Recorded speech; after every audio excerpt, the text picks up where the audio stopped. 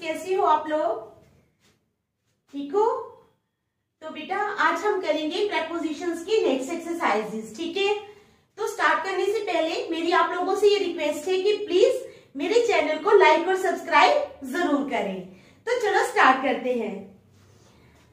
हमारा first sentence है freedom fighters, ठीक है?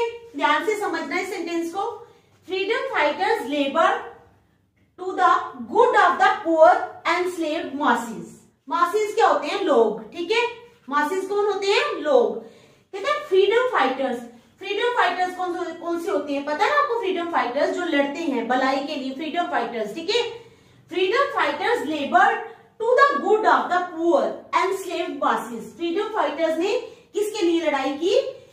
For the good of, to the good of the poor enslaved masses. जो गरीब गुलाम लोग थे उनके लिए लड़े वो। तो क्या ये सेंटेंस सही है? ठीक है, ये तो मैंने मीनिंग बताया आपको जनरल में कि ये सेंटेंस कह क्या रहा है। तो आप बताओ कि क्या ये सेंटेंस सही है? फ्रीडम फाइटर्स मीन्स कहीं ना कहीं एरर है, ए पार्ट में, बी पार्ट में या सी पार्ट में, ठीक है? तीनों पार्ट में कहीं ना कहीं इसके एरर है। तो आपको बताना है कि वो एरर कहां पर है। तो चलो शुरू हो जाओ। फ्रीडम फाइटर्स लेबर क्या है? ठीक है बेटा, ध्यान से समझो। Freedom fighters labour to the good of the poor enslaved masses. समझ आई? Freedom fighters labour to the good of the poor enslaved masses. तो क्या ये सेंटेंस करेक्ट है? नहीं करेक्ट है। क्यों? देखो, जब हम सेंटेंस बोलते हैं तो हम क्या बोलते हैं कि फ्रीडम फाइटर्स ने गरीब लोगों की भलाई के लिए लड़ाई की या काम किया, जो भी है। तो क्या के लिए के किस लिए यूज होता है? के लिए क्या लगता है? फॉर मीन्स के लिए। उन्होंने देखो freedom fighters labour to the good of क्या आएगा? क्या आएगा? प्रेपोजिशन कौन सी लगेगी यहाँ पे? फॉर, ठीक है? फ्रीडम, दोबारा मैं लिख देती हूँ ये प्रेपोजिशन, यहाँ पे समझ नहीं आएगी आपको। तो यहाँ पे लगेगा FOR, फॉर, ठीक है? Freedom fighters labour for the good of the poor enslaved masses. Freedom fighters ने किसके लिए लड़ाई की? अच्छाई के लिए। किसके लिए? जो गरीब लोग थे उनके लिए, ठीक है? समझ आ गई? टू नहीं लगेगा यहाँ, के लिए। सेंटेंस जब हम हिंदी में बोलते हैं तो हम बोलते हैं कि फ्रीडम फाइटर्स ने गरीब लोगों के लिए लड़ाई की, के लिए। तो के लिए आएगा फॉर। समझ गए आप लोग? तो प्रेपोजिशन टू को हटा देना है, टू को निकाल के यहाँ पर फॉर लगा देना है। समझ आ गई? चलो नेक्स्ट।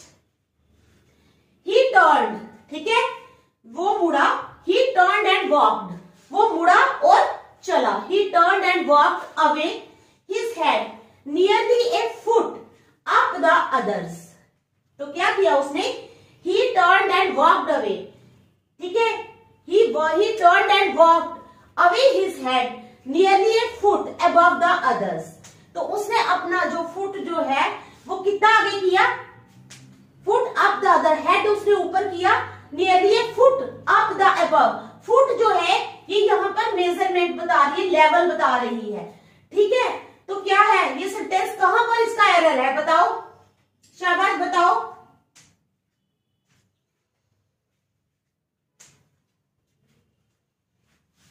बताओ शाबाश। ही टर्न्ड एंड वॉक्ड अवे, ठीक है? His head nearly A foot up the others. तो यहाँ पर क्या है? यहाँ पर एक लेवल बताया जा रहा है। क्या बताया जा रहा है? लेवल बताया जा रहा है। अभी हिज हेड, उसने अपना सिर क्या किया? Nearly A foot up the others, एक फुट ऊंचा किया दूसरों से। तो ये एक लेवल की बात हो रही है ना, दूसरों का जितना था उससे उसने एक ऊपर किया इतना, ठीक है? तो लेवल के लिए क्या होता है? हम हमेशा प्रेपोजिशन यूज करते हैं। कौन सी वाली? लेवल के लिए हम अबव वाली प्रेपोजिशन यूज करते हैं, ना कि अप वाली। तो ये अप की जगह, अप को क्रॉस कर दो, अप की जगह प्रेपोजिशन लगेगी अबव, ठीक है?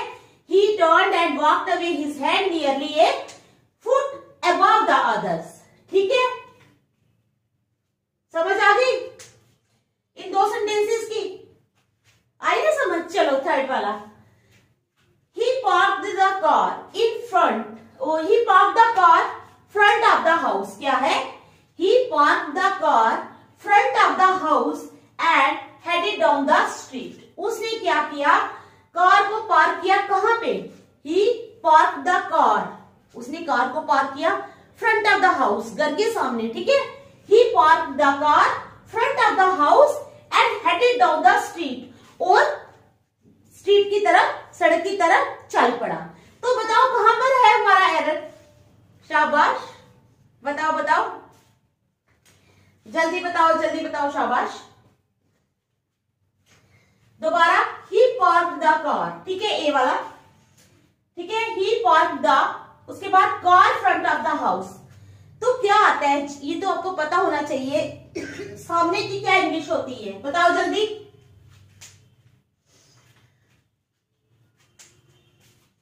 किसके सामने उसने गाड़ी पार्क की? घर के सामने। तो हम जब भी बोलते हैं सामने तो क्या बोलते हैं? इन फ्रंट ऑफ बोलते हैं ना। ये आपको पता होगा क्योंकि आप 10th के स्टूडेंट हो, 11th के हो, जो भी जिस भी क्लास के हो, आपको पता होना चाहिए कि सामने के लिए क्या आता है, इन फ्रंट ऑफ, ठीक है। तो कहते हैं कि ही पार्क द कार, यहां पर क्या आएगा, कार के बीच में यहां पर आएगा इन front of, in front of the house and headed down the street, ठीक है। इन फ्रंट ऑफ का मतलब होता है सामने, इन फ्रंट ऑफ। हम ये नहीं लिखते he park the car front of the house, गलत होगा, हम लिखेंगे he park the car in front of the house, ठीक है, समझ आ गई। चलो next, the sailors divided this, क्या है, the sailors divided this money around themselves and the ship sailed on. Sailors ने क्या किया, पैसा डिवाइड किया around themselves and the ship sailed on. तो बताओ कहां पर है हमारा एरर? शाबाश, जल्दी बताओ। पैसा जो होता है वो क्या करते हैं हम, अराउंड का क्या मतलब होता है? अराउंड का मतलब होता है आसपास। तो जब पैसा होता है, अगर हम सेलर्स हैं, यानी एक सेलर तो नहीं होगा, सेलर्स लिखा है यहाँ पर, यानी 2 या 3 या 4 सेलर्स होंगे। तो जब वो पैसा बांटेंगे तो वो आपस में बांटेंगे ना, या कि आसपास बांटेंगे? नहीं ना, आसपास तो नहीं ना जाकर कोई बांटेगा। कैसे बांटेगा? अगर हम 2 सेलर्स हैं या 3 सेलर्स हैं तो हम क्या करेंगे, अपने बीच में पैसा बांटेंगे। 3 है तो अपने बीच में बांटेंगे। तो क्या इन्होंने लिखा है, the sailors divided this money around themselves. अब अराउंड देमसेल्व्स क्या मतलब है? मनी कभी बांटी जा सकती है अराउंड? नहीं। तो क्या है यहाँ पर, अराउंड यहाँ पर गलत है, अराउंड प्रेपोजिशन भी लगेगी। The sailors divided this money among themselves, क्या आएगा, AMONG, among। The sailors divided this money, क्या किया सेलर्स ने, डिवाइड की मनी, ठीक है। The sailors divided this money among themselves and the ship sailed on। उन्होंने अपने बीच में पैसा बांटा और शिप सेल कर दी, ठीक है, चलने लगी। समझ गए आप लोग? ये तो बहुत प्यारा सेंटेंस है, the sailors divided this money among themselves, क्योंकि इसमें एरर निकालना आपको आना चाहिए। आया ना?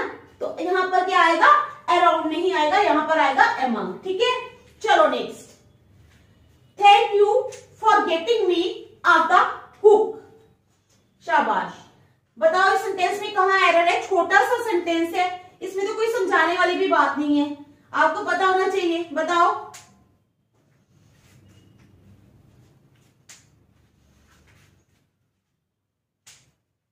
बताओ, शाबाश। Thank you for getting me off the hook. अब get me off the hook, get me off the hook जो है एक फ्रेज है, ठीक है, जिसका मतलब होता है किसी को कार्यभार से मुक्त करना।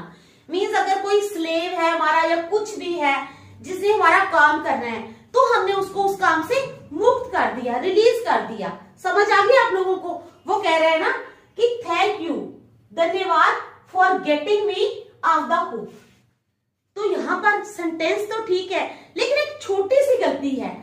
फ्रेज जो है ना हमारा फ्रेज है गेट, ठीक है, फॉर्म कोई भी लगी है, doesn't matter, get off the hook है तो हमारा ये फ्रेज, लेकिन यहाँ पर फ्रेज में हमारे पास ऑफ, OF ऑफ नहीं होता, उस फ्रेज में हमारा होता है OFF ऑफ। समझ आई? लेकिन यहाँ पर इन्होंने क्या लगाया है, OF ऑफ। फ्रेज तो ठीक लगाया है, लेकिन ऑफ लगाने में ये गलती कर गए हैं, जानबूझ के नहीं की, इन्होंने देखना था आप कितने समझदार हो, इसीलिए किए, ठीक है। तो यहाँ पर ऑफ की जगह आएगा OFF ऑफ। समझ गए आप? क्या आएगा? OFF of. Thank you for getting me off the hook. मुझे कार्यभार से मुक्त करने के लिए आपका धन्यवाद। ठीक है, समझ आ गई? चलो next. As it came to a stop, ठीक है, as it came to a stop the conductor called over in a loud voice. कहते जैसे ही ये रुकी, the conductor called over, conductor ने क्या कहा? कंडक्टर कहाँ होते हैं? बस में होते हैं, कोई बस ही चल रही होगी। Called over in a loud voice, ऊंची आवाज में उसने कहा ओवर।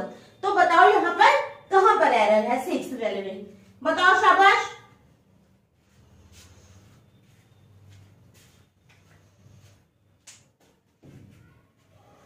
बताओ शाबाश, जल्दी बताओ कहां एरर है? As it came to a stop the conductor called over in a loud voice. बताओ शाबाश।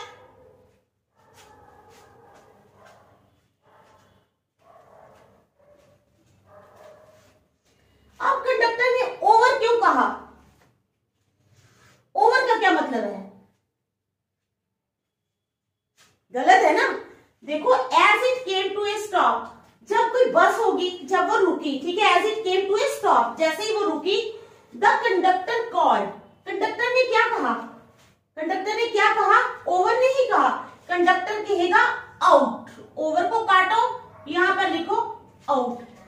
As it came to a stop the conductor called out in a loud voice. Out का मतलब होता है कि जोर से उसने क्या चिल्लाया, ध्यान खींचने के लिए उसने कहा आउट, मीन्स अब खत्म हो गया है तो बाहर जाओ। समझ आई? ओवर नहीं आएगा, यहां पर क्या यूज होगा? आउट। ठीक है, समझ आ गई? चलो next. He is jealous for, किसके लिए जेलस है वो? He is jealous for my success and wants to destroy me. वो मेरी सक्सेस से जेलस है। क्या है? He is jealous of my success, वो मेरी सक्सेस से जेलस है, ठीक है, and wants to destroy me, और मुझे डिस्ट्रॉय करना चाहता है। तो बताओ यहां पर क्या है? एरर क्या है? बताओ शाबाश। He is jealous for my success, क्या है हमारा sentence? He is jealous for my success and wants to destroy me, और मुझे तबाह करना चाहता है। तो कहां पर है हमारा एरर? बताओ शाबाश। देखो बेटा, ही इज जेलस, जेलस के साथ हमेशा ये बात याद रखना कि जेलस के साथ जब भी हम कोई प्रपोजिशन यूज करते हैं तो वो ऑफ यूज करते हैं, फॉर का यूज नहीं करते। ठीक है, we always use of preposition with jealous, not for.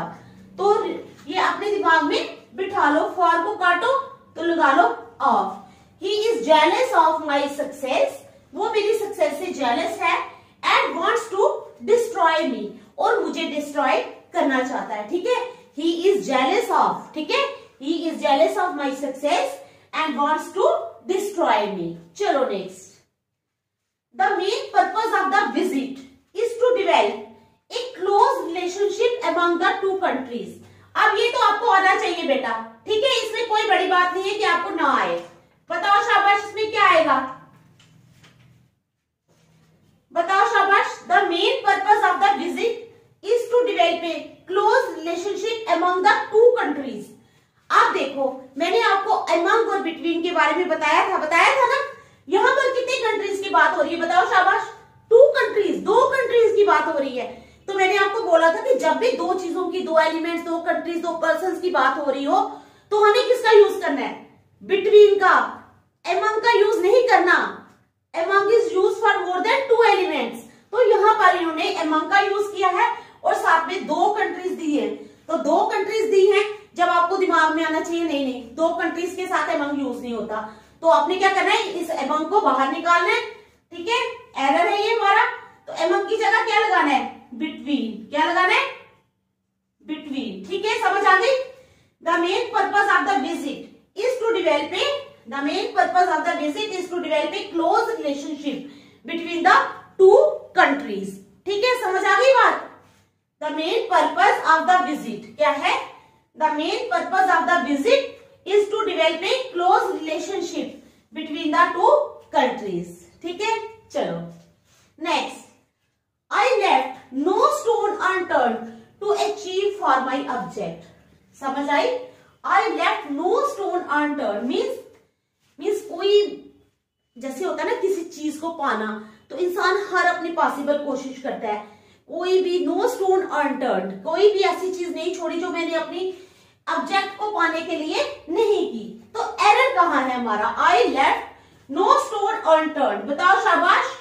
I left no stone unturn to achieve for my object. तो कहाँ है हमारा एरर? बताओ। बहुत सिंपल सा सेंटेंस है, कोई मुश्किल नहीं होनी चाहिए आपको एरर बताने में। फिर बताओ, ठीक है, बताओ शाबाश, कहाँ है एरर? देखो, I left no stone unturn, I left no stone unturn to achieve, for की यहां जरूरत ही नहीं है, और किसी प्रेपोजिशन की भी नहीं है, लेकिन फॉर की भी नहीं है। ठीक है, फॉर के बिना ये सेंटेंस बिल्कुल ठीक है। I left no stone unturn to achieve my object.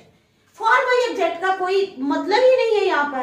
कहता है मैंने कोई भी ऐसा काम मतलब कि नहीं छोड़ा, बल्कि हर पॉसिबल कोशिश की अपनी ऑब्जेक्ट को पाने के लिए। तो यहाँ पर फॉर प्रपोजिशन जो है इसको हमने बाहर निकाल देना है। ठीक है, तो समझ आ गई? चलो next. The students refused to accept responsibility for their acts. अब स्टूडेंट्स ने क्या किया? स्टूडेंट्स होते हैं बड़े शरारती, ठीक है, तो स्टूडेंट्स ने क्या किया? रिफ्यूज कर दिया, मना कर दिया टू एक्सेप्ट रिस्पॉन्सिबिलिटी, रिस्पॉन्सिबिलिटी लेने से फॉर देयर एक्ट्स, अपने कामों के लिए। ठीक है, हो सकता है उन्होंने कुछ गलत काम किया हो, टीचर ने बोला होगा नहीं इसके लिए आप ही रिस्पॉन्सिबल हो, स्टूडेंट्स ने मना कर दिया नहीं हम इसके लिए रिस्पॉन्सिबल नहीं है। तो क्या है? The students refuse to accept responsibility for their acts. तो क्या आएगा यहाँ पर एरर? बताओ शाबाश, बताओ शाबाश, जल्दी करो, बताओ। आपने स्टूडेंट्स हो ना, बताओ।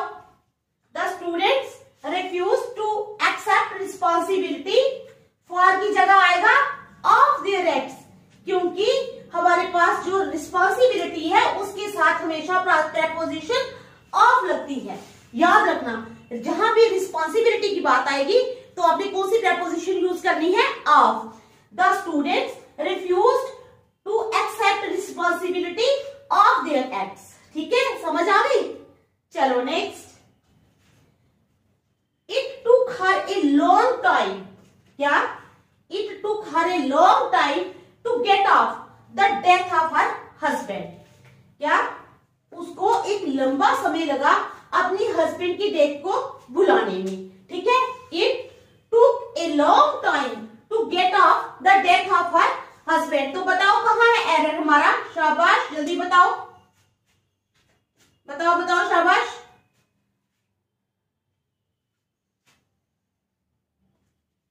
बताओ शाबाश, जल्दी बताओ।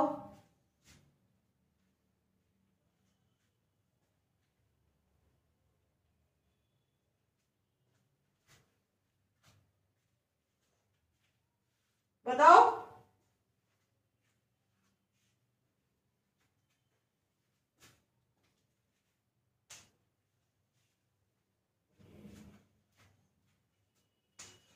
It took her a long time to get off the death of her husband. बताओ शाबाश, कहाँ है एरर? जल्दी बताओ। तो यहाँ पर बेटा it took her a long time to get over आएगा। Get over means जैसे किसी की दुर्घटना हो जाती, मीन्स कोई घर में दुर्घटना हो जाए, किसी की डेथ हो जाए, कुछ हो जाए, तो नेचुरली जिसका कोई करीबी की डेथ हो जाती है तो उसको उस घटना से उबरने में थोड़ा टाइम लगता है। ठीक है, उसको टाइम लगता है उस चीज को भुलाने में, उस चीज से बाहर आने में। तो वहां पर किस चीज का यूज होता है? वहां पर गेट ऑफ नहीं आता बेटा, टू गेट ओवर का यूज किया जाता है। तो यहाँ पर हम बोलेंगे it took her a long time to get over the death of her husband. उसको अपने हस्बैंड की डेथ को, उस घटना से उभरने में थोड़ा काफी टाइम लग गया। ठीक है, समझ आ गई? चलो next. His father is disgusted against him for his addiction to drink. अब उसके पापा क्या है, तो बड़ा गुस्सा आता है किसके ऊपर? बेटे के ऊपर। अगेंस्ट हिम, ठीक है ना, for his addiction to drink, क्योंकि वो क्या करता है, शराब पीता है, तो इसलिए उसके पापा को बड़ा गुस्सा आता है। तो एरर बताओ आप, शाबाश बताओ।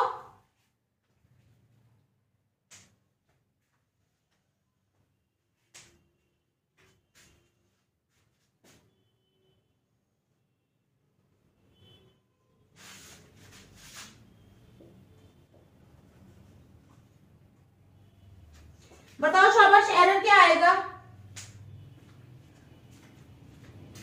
यहां पर विद आएगा, अगेंस्ट की जगह क्या आएगा, विद, क्योंकि डिस्गाइज विद जो है, डिस्गाइज विद एक फ्रेजल वर्ब है, ठीक है, जिसका मतलब होता है नाराज होना। His father is disguise with him for his addiction to drink. उसके पापा उसकी शराब पीने की आदत की वजह से उसके साथ नाराज हैं, उसके साथ नाराज हैं। अगेंस्ट नहीं आएगा, साथ नाराज होता है ना इंसान, अगेंस्ट नाराज नहीं होता, तो क्या आएगा यहाँ पर, विद, ठीक है, disguise with, his father is disguise with him for his addiction to drink. तो ये थे हमारे एरर्स, कल हम नेक्स्ट करेंगे। Thank you.